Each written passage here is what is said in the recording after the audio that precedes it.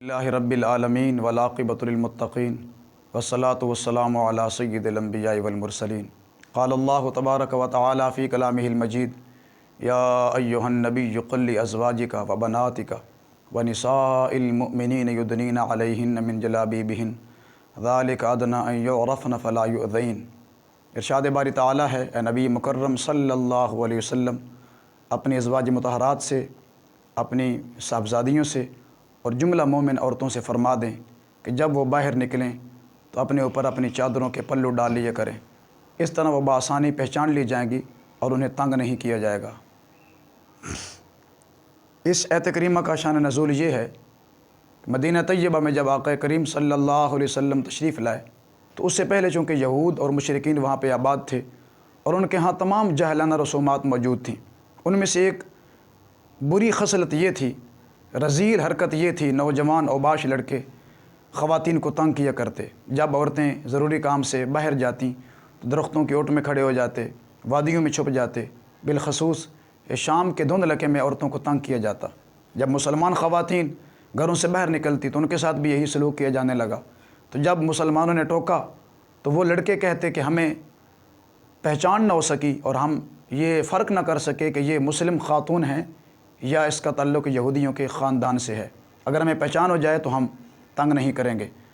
تو اہل اسلام نے، نبی پاک علیہ الصلوۃ والسلام کے دیگر صحابہ نے اس کا تذکرہ بارگاہ رسالت مآب میں کیا، تو اس وقت یہ آیت کریمہ نازل ہوئی کہ مسلمان عورتوں سے کہیں کہ جب وہ باہر نکلیں تو اپنے اوپر بڑی چادر ڈال لیں، چادر کے پلو سے اپنے منہ کو ڈھانپ لیں تاکہ ان کی پہچان ہو سکے کہ یہ مسلم خاتون ہے۔ اس طرح انہیں پہچان لیا جائے گا اور پھر ان کا وہ بہانہ ختم کر دیا جائے گا، اور اگر پھر بھی حرکت کریں گے تو پھر انہیں سخت سزا دی جائے گی۔ یہ اس آیت کریمہ کا شان نزول ہے۔ دیکھیے قرآن کریم پہ غلاف ڈالا جاتا ہے تاکہ دور سے پتہ چلے کہ یہ عام کتاب نہیں، قرآن کریم ہے۔ اسی طرح خاتون جو مسلم خاتون ہے اس پہ پردہ ہوتا ہے، وہ اپنے آپ کو لپیٹ کے باہر نکلتی ہے تاکہ دور سے پتہ چل جائے کہ اس کا تعلق مسلم معاشرہ کے ساتھ ہے۔ حضرات گرامی، عورت کے 4 روپ ہیں۔ عورت بحیثیت ماں ہے، عورت بحیثیت بیٹی ہے، عورت بحیثیت بیوی ہے، عورت بحیثیت بہن ہے۔ چاروں روپ کے اندر اسلام اس کو تحفظ عطا کرتا ہے۔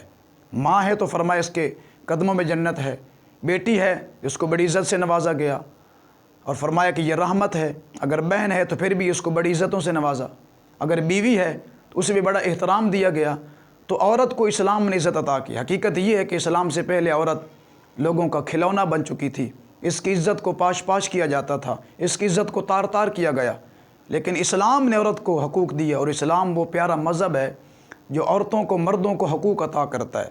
کسی بھی مذہب میں ایسے حقوق نہیں جیسے حقوق ہمیں اسلام عطا کرتا ہے۔ تو اس وقت ملک پاکستان میں اور پوری دنیا میں جو بے حیائی کی فضا چل رہی ہے، یہ بہت المناک چیز ہے۔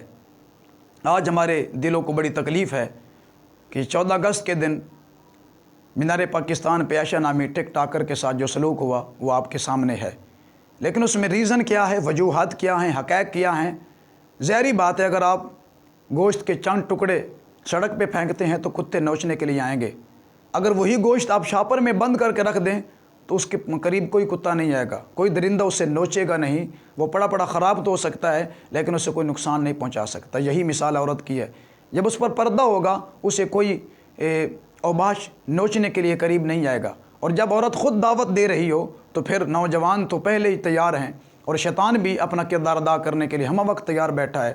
تو لہٰذا عورت کی عزت اسی میں ہے کہ عورت پردے میں رہے، عورت کی عظمت اسی میں ہے کہ وہ پردے میں رہے۔ اگر عورت پردے سے باہر ہے تو اس کی عزت تار تار ہے۔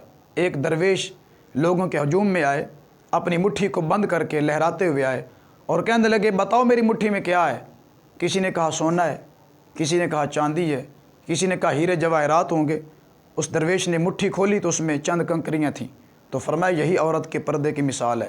جب عورت پردے میں ہوگی تو اس کی قدر سونے جیسی ہے، وہ ہیرے کی طرح ہے، وہ جواہرات جیسی ہے، لیکن جب اسے پردہ اتار لیا جائے، اس کو ننگا کر دیا جائے تو وہ ان کنکریوں کی طرح ہوتی ہے۔ آج یہی سلوک عائشہ کے ساتھ کیوں ہوا کہ اس نے اپنی سونے والی حیثیت، ہیرے جواہرات والی حیثیت کو مٹا کے اس نے اپنے آپ کو کنکری بنا کے پیش کیا۔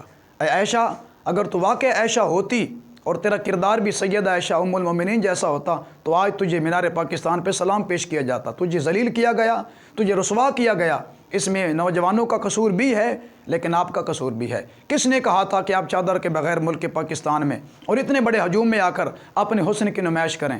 حضرات گرامی، سامعین محترم، ناظرین کرام، میں یہی پیغام دینا چاہتا ہوں۔ آج عورت میرا جسم میری مرضی کا نعرہ لگا کر اپنے آپ کو ذلیل کر رہی ہے۔ اگر تیری مرضی ہی ہے تو پھر میں عورتوں کو چیلنج کرتا ہوں، اگر عورت کی مرضی ہے، میں نے کتنے کیس دیکھے سنے کہ آج عورتوں کو، لڑکیوں کو طلاق دی جاتی ہے۔ وجہ کیا ہے؟